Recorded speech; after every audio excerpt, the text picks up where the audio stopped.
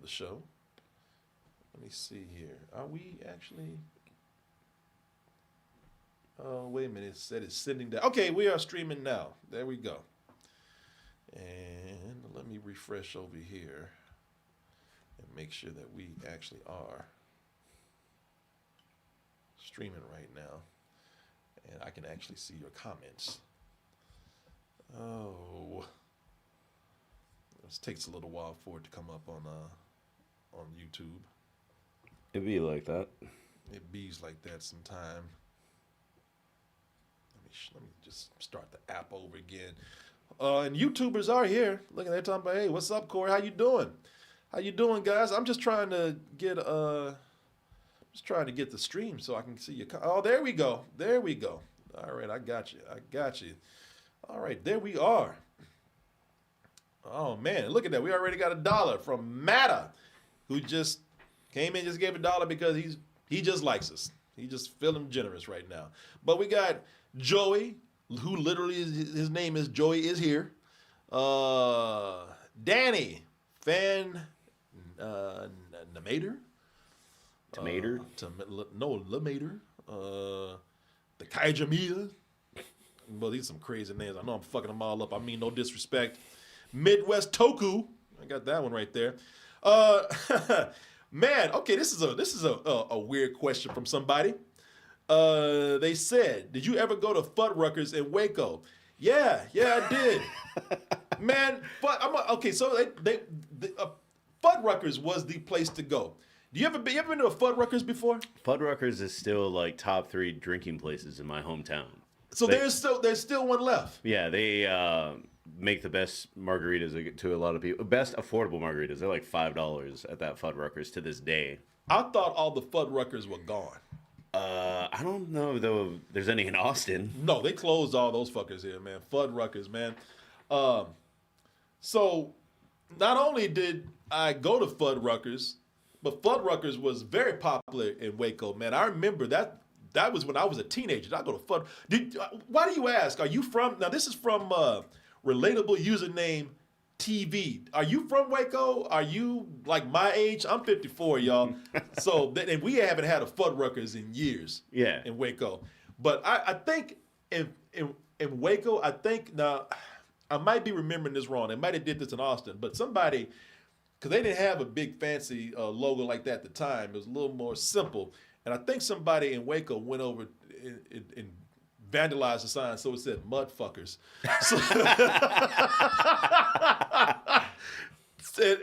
But man, Fuddruckers was a place that you would go to because man, what I remember about Fuddruckers that made it so special is if you were a kid, because I remember I was probably like around 10 or 11 when Fuddruckers was out. And man, Fuddruckers was like one of your first places to go where you felt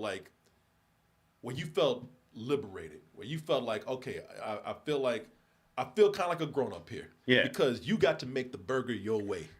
Yeah, I remember, and this is my own little problem. I always get overwhelmed by too many options. Yeah. Like at Subway, they're like, oh, here's 20 vegetables. And I'm like, well, fuck. All of them, goddammit. Yeah, and that's what I would do at Fuddruckers. It would be like tomatoes, lettuce, onions. Oh, they have salsa here. All right, fuck it. Put it on. Exactly. Because that's what a kid does. Yeah. A kid sees all that and they just, they make monstrosities. Yeah. Like you come back, like your parents would be mad because they look at them like, what the fuck are you doing? Because you sit down and you put so much shit because they had, all of it was, and they knew that kids like this. Kids like things that, and this is going to sound nasty, phrasing, I don't know how to put it. Kids like things that squirt. Kids love things that squirt, man. They love, anything that goes, they love it. So they had not only mayonnaise and mustard and ketchup, but I think you could, like, they had relish. They had relish. They had barbecue sauce. Yeah. Yeah, barbecue sauce. They had some special kind of sauce. Anyway, if you were a kid, you put all that shit on your burger, and it would just be soup by the time you brought it to the table. Their buns were not very. No. No, not at all. Not at all, man. And the same goes for a hot dog. The hot dog might as well just be it might as well not be a hot dog, because by that point it was just the The poor hot dog just be smothered by every fucking sauce and vegetable that they had. So for a kid going to Fuddruckers, man, that was the magic. You just got to create burgers. You used to think that you were making, your own burger. Oh shit, this is the Corey burger right here, which is just, meanwhile, just fucking slop. Yeah. But you ate it, because kids they love eating nasty shit like that. But as you get older and you stop being stupid, I don't know what it is. Can you tell me, did you eat at Fuddruckers when you were an adult? I didn't have a Fuddruckers until I was 16. Okay. Like literally, my high school photo is at that Fuddruckers because I played football. I played football then, so it was just to this day. If you go to that Fuddruckers, which still exists, like our Fuddruckers is still running somehow. I'm sure it makes money, but it's like they only put up 2 photos of the varsity football team, mine and then like randomly one from 2016. Where is this at? Is this in El Paso? Eagle Pass. Eagle Pass. Okay, yeah. I gotta go see this. I want to go see this one Fuddruckers that exists with your picture in it. Yeah. And then everybody always goes there for margaritas. But okay. So they ain't going for the food. No. Fuck no. Man, Right. Fuddruckers I think they got worse in quality because first of all, you remember it different as an adult, but it's still good. But then Julian Green took me over there one day, and I remember eating at a Fuddruckers one time before, and I was just like, this ain't good.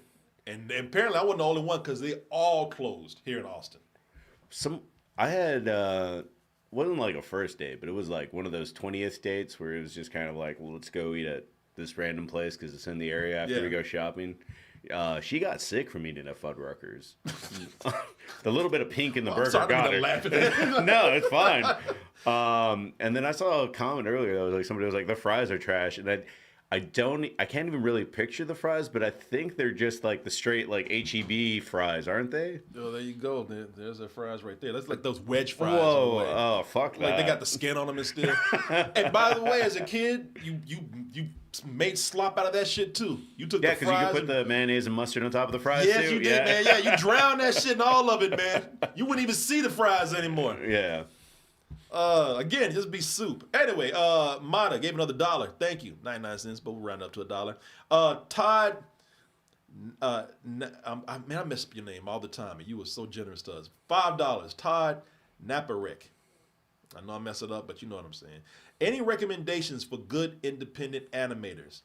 I'd suggest Lackadaisy and Hullabaloo here on YouTube. You know what? I have not kept up with any independent animators here on YouTube. I should, because there's so many people. I mean, probably the last person I really was keeping up with was what is his name? Meat Canyon. You ever heard of Meat Canyon? Yeah. Meat Cannon. Isn't that Papa Meat? He has 2 channels, and I think the other one is Papa Meat. I didn't know that. Yeah. One of them is just him being like, these are my favorite chicken nuggets, and the other one is just like he'll make a video about Disney adults and shit like that. I didn't know that, man. Yeah. I'm gonna look at I think I know Lackadaisy, man. And you know, we're talking about people like making shorts and stuff like that. Lackadaisy. Wow. Okay. You know what? I have seen this. Let me see here. This person is amazing. I have seen Lackadaisy. I hope I don't get in trouble for showing just a little bit of this, but let me see here. Yeah, this person is their characters are cats. So you know, it's a talking animal thing, anthropomorphic animal, cats here, but the animation's incredible. Family of Oh wow. Herman Hapfem feel? That looks pretty good. Man, you know what? I love seeing this, and I look at this with envy, and I look at it with respect. Because all my life, I wanted to be an animator. You've heard me tell this story. All my life, I wanted to be an animator. I finally got hired at an animation studio here in Austin. Before I even got out of college, it was like, wow, okay, I got just hired. Because I didn't have to, you know, I didn't go to school for animation. Yeah. I just love to draw, and I just loved it. And I was trying to do animation, and I just got hired on my sketchbook. And I got there and realized I don't like animation, at least doing it. It's like I was terrible at it because we did it the traditional way. We did it with paper. And we did it where very traditional, where we took the paper, it had to be filmed like from a camera to test out, see if the movements were going well. If you didn't do right, you had to go and redraw it over again. And it was a hard process. I did not like it. Then digital came, and I loved it so much more. A lot of, I don't want to say real animation, but whatever the proper word is for like a studio behind it kind of thing is, they're using a lot of CGI. They're using a lot of send it to Korea and they will do the work kind of thing. So I'm just amazed that independent animators exist, period, kind of thing. Well, that's what I love about, man, now digital came out. You don't have to use paper anymore. Y'all don't understand. Animation was a very hard, almost coveted thing to do. If the money didn't get you, then the gatekeepers would, because you would have to like get an apprenticeship, and then you'd have to be accepted into being an animator, and because there was nowhere else to actually show your work. If you want to be an animator, you have to work on some big studio production. Now you have YouTube, where independent people come in and do their own things. They're making their own money. They're doing their own productions now. I mean, it does blow up. Like I don't know the name of the person, but now they got 2 shows on Amazon. So I mean, yeah. I know. I'm sorry. You're talking about that show. What is Hell of a Boss? Yeah. It Has Been Hotel. Yeah. I mean, so it can take off, but I mean, It always reminds me of the dude that made Kubo and 2 strings or the 3 strings. He's the only dude doing stop animation. It's because he's rich. Yeah, that's because he's rich, yeah. But, 2D animation is surviving because of TV, and it's surviving because you have animators on YouTube who are doing these great animations. I mean, amazing work, and years ago it wouldn't have been possible. But they're making this stuff independently. They're making the money. They don't have anybody telling them that they can't do this. They don't have anybody keeping their work from being released. And, for all the complaints that we say about YouTube and the internet, this is a really wonderful thing, man. And like I said, people are doing amazing work.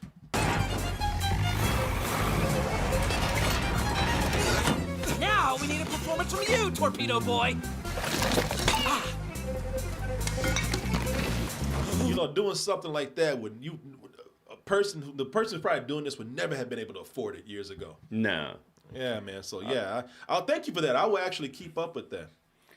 I do think it's funny that whatever the Hell of a Boss creator ended up in a little bit of a snafu, because they ended up getting Kesha for one of their season finales, and then the blockade or whatever that she got that keeps her from releasing music kept them from releasing that episode. It's like, it's still voice work. It still counts. Yeah. You cannot release this. Oh, really? Yeah. It's always something, man. Let me see here. Busy Pop. Somebody knows it. Let me see here. The Amazing World of Gumball movie. That's Brian D. Stringham. He just wanted to let us know that I guess they're doing a movie. Gave us $2 for that. Good. Have you ever seen Gumball? I have not. That's the only adult show from that era that I did. I'm not adult, but kid adult show. This Adventure Time regular show and that one. And that's the only one I missed out on. Yeah. I love Gumball. I love the different media that they use for animation in there. I love the characters. I think the writing's funny. Of course, I can't show you anything here, but show you stills from it. Yeah, I actually love this show, man. I've seen a couple of episodes, but just I didn't get heavy with it compared to the other 2. Yeah. Let me see here. Okay, I'll talk about this in a little bit, man. And this is $2 from Mechatroid 91. It says anime is definitely keeping 2D animation alive. Oh, it is, man. Yeah. It is. It's keeping 2D animation alive, and it's actually, I believe that, with the exception of a couple of them, a handful of American things or things from other countries, it really kind of opened the door for doing more mature animation here in the States, too. I mean, anime is the only thing that breaks all the rules, and it's weird that... like in America, like if Elio this year did not do very well. It's an independent, like, oh, let's just tell an original story. Did not do well. But like next year when Frozen 3 comes out, I'm sure it'll make a shitload of, or what's the other one? Toy Story 6? Yeah, 6. We got 6 Toy Stories, man. They haven't fucked it up yet. Even this one looks cool. And anime is the only thing that's just like, hey, you don't know shit about these characters. You're gonna go watch it. Like it sells you on new stories. Yeah, I mean, there's I think mainstream animation here that's done by all the people who do the typical families type animation. It's I think that's starting to get predictable, and you have things like anime that comes in and they just do craziest shit, and I think people are kind of just hungry for that, and plus you have a generation that has grown up on it, like Chainsaw Man. Y'all know I love that. I mean that's something that we never do here because that's fucking crazy. A guy who turns into a chainsaw. And it's just all like a metaphor for like, I just want to be close to people. Yeah, exactly. I didn't even think of it that way, man. Phantom Knot, $5. Yeah, this is about Rob Reiner. We'll talk about that in a little bit. Thoughts on the CBS town hall for Erica Kirk? Listen. I want to get your opinion on this. This whole. I'm gonna get some pushback on this, and that's fine, because I think this needs to be said. Erica Kirk, of course, is the wife of a widow of the late Charlie Kirk, and this whole embracement of Charlie Kirk and now Erica Kirk, it really does speak to me about this country at this moment right now, man, or at least a large part of maybe even half of this country. Charlie Kirk said some racist shit. Charlie Kirk said some really sexist and homophobic shit, but he really did. This whole thing about when I see black pilots, I don't know if they're trained. The thing is, people love to sit up here and talk about Charlie Kirk and say, well, Charlie Kirk, he wasn't racist. He was just, if you really think about what he's saying, he's just, and if you really research what he's saying, that he's not racist and he's just kind of just stating facts. And it's like, no. The fact is, saying things like black pilots, they're not trained. If Charlie Kirk had done his research and fucking looked it up, he would have saw that nobody's let black people fly a plane with no training. Okay, these pilots were trained. These pilots, it's just this old anti-DEI thing. You acting like because it's some sort of form of affirmative action that they're not trained properly and they just let go to like kill people on a fucking plane. That's not it. If he had done his research, he'd know that. The whole thing about him talking about black people were better off during Jim Crow. That's one of the most racist fucking things you could say, because Charlie Kirk, for one, Charlie Kirk is not black. He doesn't speak for black people. And Charlie Kirk is not related to black people the way somebody like me is. My mother grew up in the South.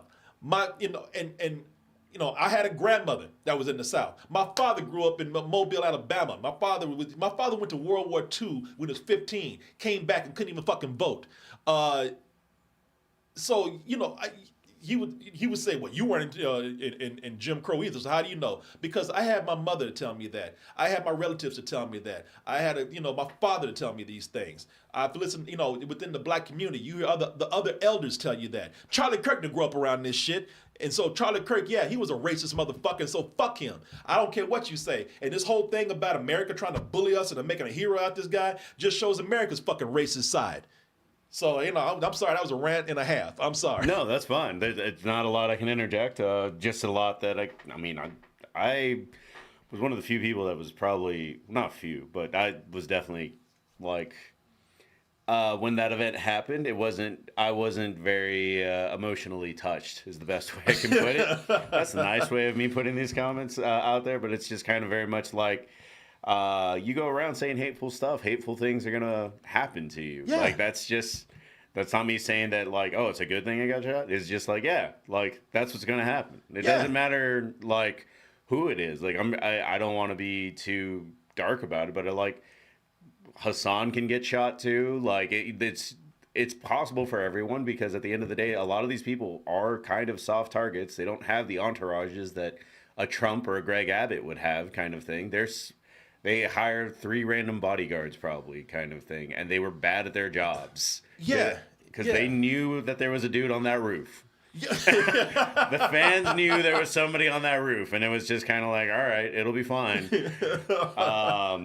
Everything about that shooting was weird to me, kind of thing, where it was just like, and I mean, I've been kind of out of the story. I don't know anything about what Charlie Kirk's widow has been done. I think it's in bad taste that she had pyro and shit. Like, right? When she had the memorial event, like, I don't care if I was Hulk Hogan. I don't want pyro at my funeral or my in memory thing at the end of the day. And I'm not gonna fall for like turning this guy into a hero either. Like I know that there's a lot of people that are like, oh, he just said free speech or did things like that, and it's like, yeah, but what did he say when he did more than just advocate for free speech? He did a lot of shit that was just kind of like twisting facts, twisting things, and making things as divided as we are here today. Yeah. No, you can have, listen, you can have free speech, but if you're full of shit, people have the right and the free speech to call you on it. People have the free speech to respond to your bullshit. And like I said, man, I'm not. Now people come after me and say I'm being insensitive because this man is dead. I did not. I actually came on and said it is wrong to make a mockery of this man's death. I saw that video. I thought it was horrible. Anybody who's a human being watching somebody be killed like that, if you have a shred of humanity inside of you, you don't, that no matter who it is, unless it's somebody who's really, really violent and foul and whatnot, you don't get off on that. And I didn't.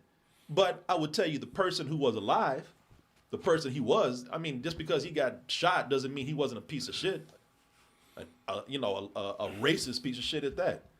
I'm sorry, that's the way I feel about him. And yeah, and you're right, Marco. This man sat up here and talked about other people. Well, people who get shot, that's the price of freedom. I think he literally said that right before he got shot. Yeah. This whole thing, I don't believe in empathy. There's something going on in this country where right now there's this pushback to where we don't, any kind of kindness, any kind of empathy, any kind of, again, just showing humanity towards people is seen as a weakness. I don't.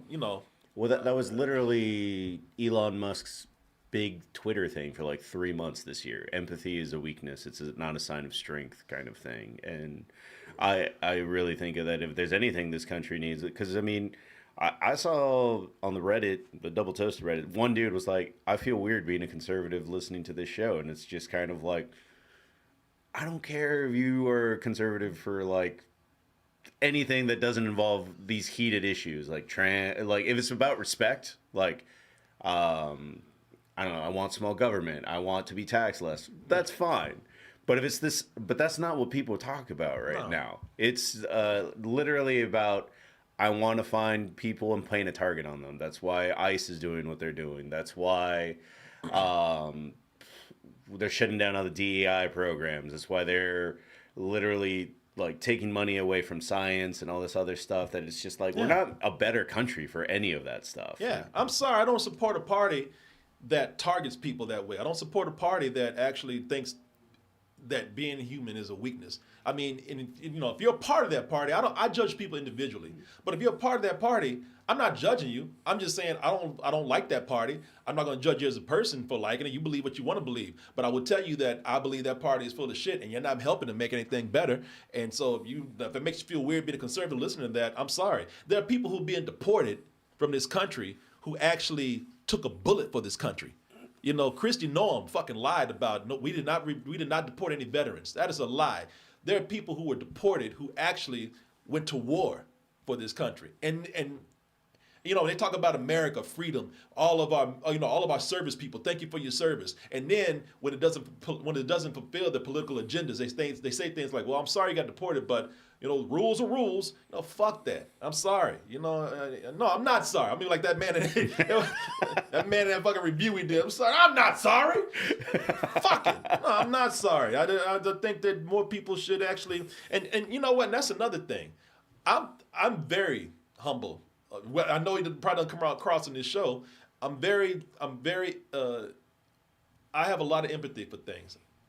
I'm very, I'm very sympathetic to things. I try to be humane and understand people's other positions. If you think that makes me weak, try me. I just say that. A lot of these people talking about empathy as a weakness, put them in the fucking ring with some guy. They ain't gonna do shit. Well, that was also another thing, which is like, I'm trying to move away with like TikTok isn't real. Like, I need to turn it off once in a while. But there was a dude that was like literally like, I'll fight any liberal, and there was some mean MMA like trained dudes that were like, yeah, cool, I'll fight you tomorrow, and they he backed out so fast. Yeah, I mean, but why should it go to that? That's so fucking. See, that's what I'm saying. This whole thing about no empathy, and then you want to be a tough guy. Why do we have to prove that? You know, what's a sign of weakness for me is when you go around trying to be a tough guy. You know, that says a lot about your insecurities. You know, so this whole thing about, I think people who actually have empathy for other people, those people are a lot tougher than you think they are. You know, you think that's some kind of hippy dippy sign of weakness. I'm sorry. You know, go out there and try people if you think everybody's weak who doesn't have empathy. I'm not talking about myself, but like you say, there's a lot of people out there who have empathy who can actually fight and can whoop your ass. So I'll be careful with that. Can you do me a favor? Can you shut that door right there? Yeah, I don't like MAGA. I don't like Trump, and I think I have very solid reasons for my dislike of all of that. I mean, MAGA is not even a real movement of any kind of thing. Trump changes his mind all the time, depending on how you twist his arm one way or the other, kind of thing. Yeah, that's very true. Sorry, we went off. Keeley, 2344. What happened to Julian H? Fired or taken a rest? He's been doing some plays the last few weeks, and then I've been doing the show at a time he couldn't be here. So, you know, at this moment, I got my man over here, Marco. Hope y'all enjoying Marco. It's been nice having conversations with him. This is $20 from Derek Johnson. Went to a watch party this weekend where they played this movie called Mad Heidi that stars Casper Van Dien. Don't know if he any good for a roast, but it was probably the best time I've had watching a bad movie. I can't play the trailer because we're streaming on YouTube, but I want to see what this is. I'm going to just look at it still. You ever heard of this Mad Heidi? No. I've never heard of this before, but apparently it's one of those things where they take a beloved children's character and turn her into a murdering badass, as you can see right here. Oh, wow. I've never heard of this before at all. Sounds like something I would watch on Amazon. Yeah. I don't know where you can watch this, but I'll give it a try. Who Jordan knows? and TJ were going off yesterday about wanting to watch The Grinch Who Stole All the Bitches or something like that. The Grinch Who Stole Bitches. Okay, everybody's trying to get us. Have you seen some of this? No. So I read the review of it, which actually gave it a B+, and it's only an hour and 7 minutes. Man, people are trying to get us to do a roast of that, and it just looks so cheap. But I mean, we might have to. It's filmed on an iPhone. Are you serious? Yeah, when I read the review, it was just like it's filmed on an iPhone, so people's audio peaks and you can't hear other people in the same scene, kind of thing. Man, I make jokes about Tubi movies being filmed on an iPhone. I didn't know that one was actually that was actually the case. But people trying to get us to roast this Tubi movie called the Grinch Who Stole Bitches, just based on the title alone. And so I don't know, man. Maybe, because I don't think that's not in the movie, is it? No, that's, I think it's just the dude in the green suit. Yeah, I said that budget's too high right there.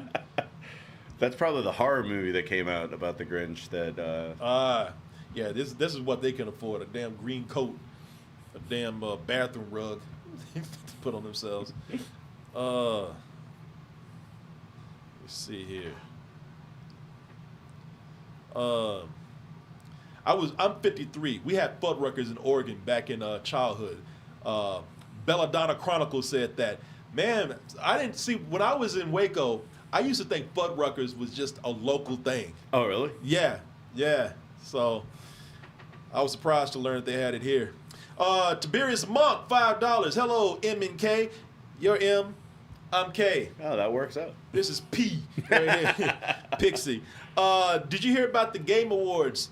And were there any announcements you liked? How hyped are you for Resident Evil 9? I'm a huge Resident Evil fan. I'm hyped for 9. I love Leon. Here's the thing, man. Are you a Resident Evil fan? Yeah. I love. I think it's 7 a lot, and then it was just kind of after that I was like, oh, this game kind of took a step back, but it is what it is. Yeah. Well, 7. Well. Whenever they go to Louisiana, that was that's a great one, right? Yeah. Did you play Village? Really? 4? The Is one, that no, 4? the one that big titty chick chases you around the castle. She had a big ass. No, that's 8. Yeah. No, I played it, but it just that part was cool, but I didn't know it was for the way that she was built up. It's the first boss. Yeah. You want to see the titties the whole game? I hear you. Lady Well, D. they built her up too high, and then Lady it was D like, oh, cooked. she's gone. Yeah, but have you played 4? 4, yes. Yeah. So I'm real excited for Resident Evil Requiem, man, because, and I can't tell you how. I don't like being that guy that I can't tell you how I know this, but I mean I can't because somebody would get in trouble. But I did learn about a year and a half ago that Leon was going to be in the game, and that Leon was going to be older.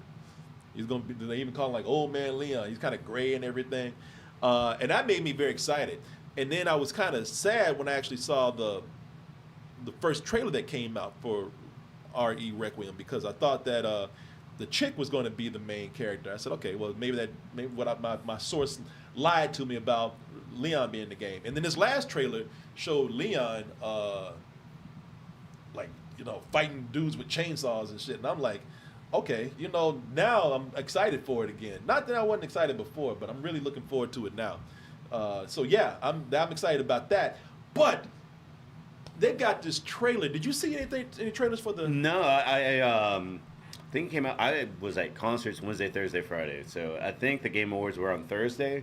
So the only thing I heard is that Expedition 33, I think, won everything. Yeah, it did. But they got this game. The trailer, I can't even show the trailer. I could probably show the trailer on Twitch. It'd be kind of risky, but they got this game called Divinity. And the trailer is crazy. That looks awesome. The trailer shows this, it's like the Wicker Man. It's this village, and it looks like a Renaissance fair is going on, but it has like these elves and people out there, and it looks like a dirty-ass Renaissance fair. But they got kids out there and everything, and then they got this big straw man set up, and so when you see a straw man, I was like, oh, fuck, I'm about to burn somebody. So, yeah, they're about to sacrifice this dude. Yeah. And so, sure enough, there's a guy tied up in there. I mean, he's tied up in, like, barbed wire that's digging into his skin, and he's, he's suffering even before they start the fire. And but sure enough, people start throwing torches and setting the straw man on fire, and the guy starts burning alive. And there's kids, and it gets crazier. There's like a little girl out there laughing and having a good time. Then the orgy breaks out. There's a woman having sex with a lizard man. What the fuck? Yeah. And meanwhile, this guy's roasting, and the whole time he's roasting, his blood is popping out, and then his blood is making these flowers that look like Seymour from Little Shop of Horrors. Yeah. And then all of a sudden, this boil on his back just burst open, and his blood or pus or whatever is going all over the village. And these people start running for their fucking lives. And so I don't know what's happening, but I'm like, God damn, I want to play this game, man. And then this is what you get right here. Like, he just demolished the whole town. Like, all those are dead bodies and horses and everything.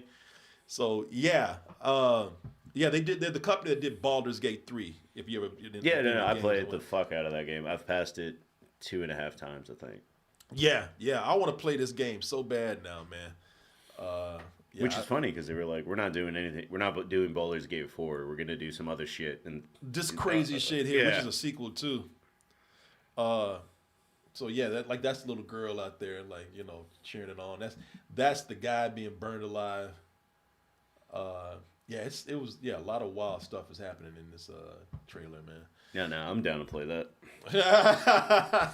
I sold it very well, didn't I? Yeah, no, and it is kind of funny that I am usually late to almost everything. That I'm probably gonna buy Expedition 33 next week. Nice. Yeah, I'm gonna play that too. I think I'm gonna jump on that finally, now that I have time to play some games, since I'm not traveling as much. This is T_C242 says, have you seen Marty Supreme yet? Man, because I'm traveling. I miss Avatar. I miss Marty Supreme, the screenings for those. So answer to that is no. Also, are you planning on doing a one battle after another review? Yeah, I saw it finally. I guess I could. I'll probably do it in some sort of wrap up or something. Did you see that movie? I saw one battle after another. I didn't like it as much as other people, but Marty Supreme's also on a lot of people's top 5s too. So yeah. I guess I got to watch that too. Yeah. I was surprised to hear about that. Marty Supreme, that's the movie with Timothy Chalamet, where he's like playing ping pong or something. He's a ping pong pioneer. Marty Supreme, where is that? Yeah, I heard, man. I've heard it compared to, because the trailers are trying to make it seem like a feel good sports movie. Oh, really? I've heard it's more like Uncut Gems. I thought it felt dirty when I watched the trailer. It didn't seem very inspirational. It felt like he was scheming the entire time. So, Okay, see, you picked up on that. I did not, man. Well, that's cool. Marty Yeah, because I saw the trailer when I saw one battle after another. Okay. Yeah. Yeah, I definitely want to see it because I love Uncut Gems and I love the movie before that, Good Time. Alec Mercer gave $2 to say that Smiling Friends Season 3 was great too and it was hilarious. You ever watch Smiling Friends? I watched Smiling Friends. That's going to be the next, I think, adult thing that everybody tries to copy. Oh, yeah? How so? Well, it's just when we were talking about animation, I just kind of ended up in a loop in my head where I was just kind of like, something big comes out and then everyone copies it. Like there was so many Family Guy copies right after it, and then there was a lot of Rick and Morty copies. Oh, hell yeah. Yeah. And that's the new unique animation thing that's a hit, and I feel like it'll take a while. It won't be this year. It might not even be next year, but we're going to see a lot of goofy type stuff like that. Yeah. Let me see here. Because I had friends that were like, I don't want to watch it because it reminds me of Rick and Morty. I'm like, it's nothing. No. I was watching somebody and they were so freaked out. They was like, man, turn this shit off. And I was like, nah, that's not happening. Yeah, I love Smiling Friends. Smiling Friends is about there's no way to really describe it because it's so weird. But the premise is these two characters work for a company where they go around trying to make people smile, of course, to disastrous effects most of the time. But hilarious also.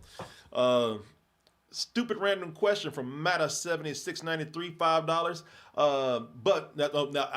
I didn't say that. They actually said that themselves. Stupid random stupid random. But would you technically consider Hancock a magical Negro white savior movie? Also, are you pumped for The Boys season 5? Yeah, I'm really eager for them to get this over with. I'm ready for them to wrap it up because I think I'm starting to feel it now. Like, okay, we need to just end this, but in the best way, where it's like, okay, I'm very eager to see how they're going to do that. Yeah, I'm very much looking forward to that. I don't know. I'm gonna put that on you. Is Hancock a magical Negro? I haven't seen Hancock. I was stuck on the first part where I'm like, I was hyped for The Boys, and then the season dropped off, and I didn't like the way Gen V ended. Oh, really? I didn't finish watching Gen V yet. I don't like the ending. And it gets better, and then the ending is like, ooh. You know what? First of all, that even makes me want to watch Gen V, the end of it, even more to see what they do. Gonna watch Derry, Welcome to Derry tonight. That they got the season's finale for that. I've been enjoying that. Have you seen that? I just started. So on Friday, the people that we were at casino with built it up a lot. So I'm running through it. I think I'm up to episode 5. Okay. Like I just finished 5 today. And it's funny because I'm watching it and I'm like, oh, that's a reference to the turtle. That's a reference to the shiny. Yeah. And then like, my wife is just like, yeah, I don't care about any of that shit. Let me bring the clown back. Get that clown up in here. Yeah, it's great for casuals and Stephen King fans too. You're right. Yeah. Everybody loves talking about that. That's a big word now, lore. So, got that Stephen King lore going on. Hancock is not a magical Negro, and I tell you why, because Hancock is his story. I think the definition for a cinematic magical Negro, mystical magical Negro, is that they're in the background helping the white character while the white character story is being told in the front. The white character is the main character. Hancock is the main character of his movie. I just haven't seen it. I was like, I don't think he hates it. He helps anyone, does he? By the end of he the movie, don't really help anyone either. No, he hates people. Yeah. Yeah. So no, I don't think he's a magical Negro. I mean, but I would love to hear your argument for why you think he is. I heard that was one of those movies that they had to change because of Will Smith. Yeah. That one so. And the vampire movie that is sold as a zombie movie, Last Man on Earth or something. I Am Legend. I Am Legend. Yeah, they had to change both those movies because they're like, Will Smith can't be the bad guy. Yeah.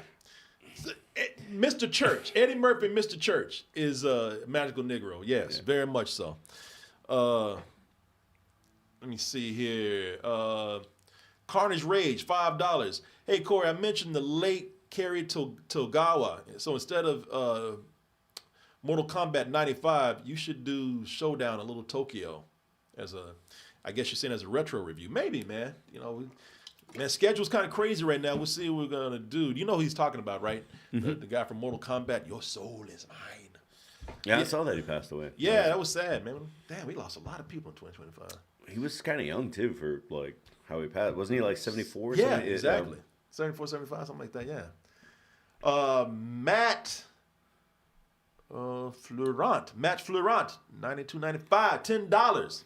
Hey Corey, thanks for all the laughs and great content throughout the year. Have a Merry Christmas and a toasty New Year. Man, he just gave $10 to say that. That's very nice of you, man. Thank you. Hey, happy holidays to you too. I've been very much in the Christmas spirit right now. Christmas gets you down or up? So usually I'm just kind of neutral for it, but I'm having a good year right now. Like Christmas, me having an upstride in the year matching with Christmas was pretty good this year. Yeah, nice. Yeah, I know Christmas is hard for some people, man, but I don't know, man. I'm actually looking forward to Christmas this year. Somebody's like 74, it is to die the way that he did. Like, how did he die? It wasn't just a stroke. Something It was something like that. Like, it's still like this day and age, he was like in good shape, kind of thing. Yeah, man. It's now that people living longer, 74. You're getting close to that. Yeah. You're over the hill definitely, but it's still, man. You're still at that point where it's like, man, you got a little ways to go still. Still got some life in you.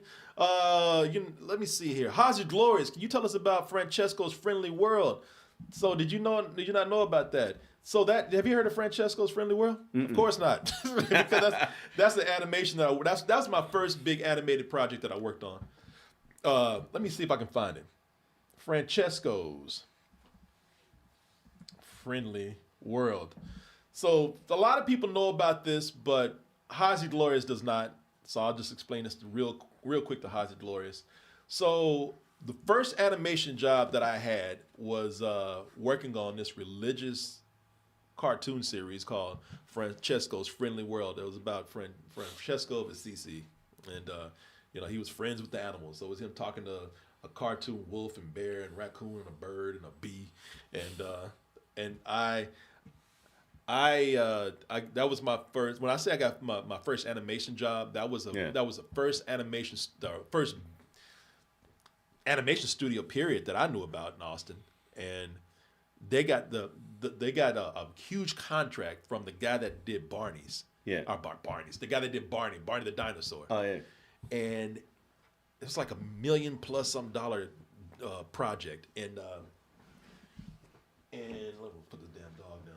And so they were just hiring a lot of people around town. I got lucky and got hired, and that's when and I was probably one of their worst animators there. Like I was like they didn't let me do a whole lot over there. Although I did start to actually work my way up to effects animation, and I was pretty good at that. And I remember I did get in trouble because I animated they were the swarm of bees. Yeah. And I got to animate the wings on the bees, and there's a couple of frames where if they had stayed in there, I put in "We Love Corey," and they made me do all that shit over again. So yeah, man, that's what that was. It was. Man, they had you take it off, and they left the subliminal messages in The Lion King. Yeah, well, they didn't work on The Lion King, but so apparently, if I worked at Disney, I could have got away with it. But they were not Disney. But man, it was ambitious for the crew that we had. We made 3 episodes. And I can tell you this: if I didn't have that job, and unfortunately, the guy that hired me, the guy that ran the company, Don Smith, he died. But I owe that guy and a couple other people there a lot. If they did not hire me, I probably wouldn't have been on the road to some of the stuff I'm doing today. So it's a lot of respect for this place, a lot of fun memories, and a lot of gratitude for it. So yeah, Hazy Glorious, that's what that was. Thoughts on John Cena's retirement? Not really. He's in movies. I saw it coming. So you got any thoughts on that? So as a wrestling fan, I was just kind of like, that was kind of a bad match kind of thing. Uh-huh. He's literally like when he taps out. I know you can't pull up the footage or anything. He looks bored. Like he doesn't tap out like because he's a good actor. Yeah. Like in the sense of like he could have sold it. But he's just kind of like, John Cena, man, I like John Cena, man. You know, John Cena. I mean, he's one of those guys who's getting so busy now. I mean, he's in the DC universe, unless that changes depending on who buys it, if they buy it. Yeah, I forgot that they booed Triple H out of the building. The guy that booked the match. Oh, really? But, yeah, but I have a picture. I don't know like how to give it or anything, but like he legit just looks bored. That's people, right before he taps. He's, I don't know if y'all can see this, but I guess I'll leave now. Yeah, man, he's making movies now. Man, he don't want to do this wrestling shit anymore, man. Wow, he does look bored. You're like, I'll just get it over with. Okay.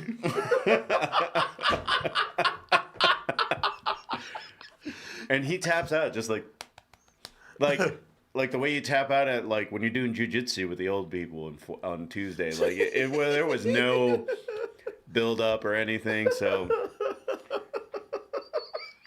and it's also probably pretty telling that he retired. Like this is a bad wrestling season. Like I said, they pre-tape a lot of shows. After that, like they're off for the next 2 weeks. December is usually not very popular. Yeah. Like, it's all built around WrestleMania for the most part. So, he's got to have something on the film. Maybe it's a series of Amazon movies again, but... Yeah, he's got some stuff going on, man. There it is. Wow, man, he really does look bored. Yeah, I mean, you know, once you start getting into Hollywood and start making movies and whatnot, I don't know, what do you think? It's kind of hard to balance those two things out time-wise, right? I don't know anyone that ever has, really. There he is, man. Look at this. Okay. He's bored as fuck right now. Look at That's him tapping, too. Really? Like, yeah. Is that tapping, or is that just kind of like yeah, light I'm touching? good. Yeah. Caressing is what it looks like. But I mean, he is kind of the last star. Like I'm sure, like you as a not a wrestling fan, if I say AJ Styles or Kenny Omega, no, it doesn't ring a bell. John Cena was the last one, and he's out. Really? Okay, that makes sense. I feel like, I mean, maybe Roman Reigns now because he's starting to step into movies, but he also has issues with leukemia, so he doesn't really. He's not a full-time wrestler is the best way I can put it. I guess that's true, man. Like, who's the big mainstream name out there that people know? Like, probably just Roman Reigns, and that's only if you're watching Street Fighter next year. Oh, okay. He's the guy that's playing Guile, right? No, that's Cody. Cody's also kind of a big name too, but I don't put him on the same thing because he's not in the WWE. He hasn't been in the WWE machine as long. Whereas, like, they've been pushing Roman for like 10 years. Cody got to WWE like 2 years ago. Yeah, like, he's a Kuma in the Street Fighter movie. Nice. I'll look for that then. I love that, you know, wrestlers are crossing over like that. This is from Trev's movie reviews. Have you heard of $10 a game? Have you heard of an Indian animated movie for adults called Lesbian Space Princess? It's from the studio that did Terrifier 3, and it's hilarious. Lesbian Space Princess. Hey, man, with a name like that, you damn right. If I haven't seen it, I'm going to watch it. You got lesbians and space? Come on, man. Lesbian Space Princess. Let me see here. Lesbian. You heard of this before? No, that sounds like something that I find at Dragon's Lair, and I'm like, not picking that one up. Okay, yeah, I have not. Oh, shit, what? That's what it looks like? Yeah. I didn't expect that. Not as hot as I thought it would be, but, you know, I'm still interested. Yeah. I have not, but it looks funny, man. So, yeah, I'll probably give it a little watch, see what it's like. If it's from Terrifier, the studio that did Terrifier 3, I wonder how crazy that's going to be, how nasty and gory that's going to be. Maybe it's just a different thing. Mecha Troy. I know I'm a broken record, but you should do an anime show, especially with Marco. He definitely gets it. I don't know. You big anime person? Anime? Yeah. That was probably our biggest hit over there. We got posted by Spotify themselves at one point, but really? Yeah. We were kind of ahead of the curve for having like a sit-down show about anime, but now it's so popular that DreamCon exists. So Yeah. Okay. You know what? Listen. Let's start slow. Let's see how this works out with Marco here. Let's see if he still enjoys doing some stuff over here, and then if maybe one day, if time permits, an anime show would be nice. It'd be weird. Hey man, and listen, I like anime. I'm starting to kind of get back into it, but like all things, it's just time that keeps me from like getting into it. I mean, right now we're at the end of, I guess, a lot of like My Hero just ended. Because I think when we talked about JJK, I was like, oh, JJK, Chainsaw, and Hell's Paradise, I think, were the Dark Three, I think, was what they're called. Okay. I don't know, man. Give me some recommendations at some point, and I'll get into it. All right. Teague, 4008, $10. I'm glad that you're excited for the Street Fighter movie, but for me, my ideal Street Fighter would have a hyper reality tone similar to Big Trouble in Little China or The Last Dragon. Those are not very reality based. Man. You're talking about shit, glowing black man, and don't even get me started with Big Trouble in Little China. Those are very exaggerated too. There's a monster. There's like, actually, it's kind of funny because Big Trouble in Little China inspired a lot of video game characters. Yeah. But man. I don't know how hyper real those are, but I don't know why everybody. Some of the complaints, not all of them, but I don't know why some people are talking about this is too cartoonish or silly. Look at the games, man. I always thought this should be like a Scott Pilgrim type thing, man, to really capture the over the top world that this is. I don't know. It's just. I don't know. I mean, how do you feel? I mean, of course, everybody wants different things, but I think they got the tone right until we see the movie. If the movie's bad, I'll say it. I mean, the thing is that you had to do something from Mortal Kombat that came out first. That is hyper realistic or gritty, I guess. It's not really realistic. It's gritty, but so they had to go the opposite way. Like, it's colorful, it's fun, and that's kind of what Street Fighter has always been anyway. Yeah. I don't anticipate this movie is going to win like an Oscar. Wow, I didn't even know they had the car. The cars in the teaser, man. But I just thought it would be a fun movie to watch, and I think that's all you can ask for, really. Yeah, that's all I'm asking for. $5 from Connor Dorian, Charlie Manx 604. Corey, what are your thoughts on Netflix possibly buying Warner Brothers Discovery? Man, we went over that several times, but like I said, they're not bought yet. I knew that there would be politics involved because so many people are close to Trump over at Paramount. Paramount's trying to do a hostile takeover right now. I know a lot of people say it would be a bad thing, and I'm sure there's arguments for why it would be terrible for Netflix to have Warner Brothers. One, I know the theaters are worried about a very short window of release, but I think that I would rather have Netflix. Martin said this, and he put it great. He said that, just the fewer of all evils out there. Netflix, would probably be... They're probably violating some antitrust thing going on. It probably would be bad for the theaters, but I don't want Paramount to have it because I think Paramount is trying to put a conservative slant on some things. It was kind of funny. Like, we talked about it. I didn't know much about it. And the next day I just saw a headline that was like, Paramount, like, raises their bid to, I don't know what. I don't know. I know it was 2, but I don't remember it was 2 billion or 2 trillion. I just know it was more than what Netflix was trying to pay at that point. Yeah. And it was like cash today or something. They said, listen, okay, so we're just gonna skip everything and just approach the investors. We got $100 billion in investors. Y'all want to make some money? Yeah. Let's jump on this. And so and that's probably something wrong with doing that. It's getting messy. I just said this whole thing's gonna be a big shit show, man, and we'll do a few more, and then I'm gonna go in because we got so many, and I'm gonna stop people just to make sure we're not getting any more super chats over. I would love to keep you in here because I love streaming on YouTube. I'm of course seeing some of the comments that aren't super chats. I think you guys are awesome, but I do have to stop it now to keep the super chats from coming, and I want to make sure that everybody's is read. So we're gonna stop right now. But YouTubers, hey, if you want to keep watching us, go on over to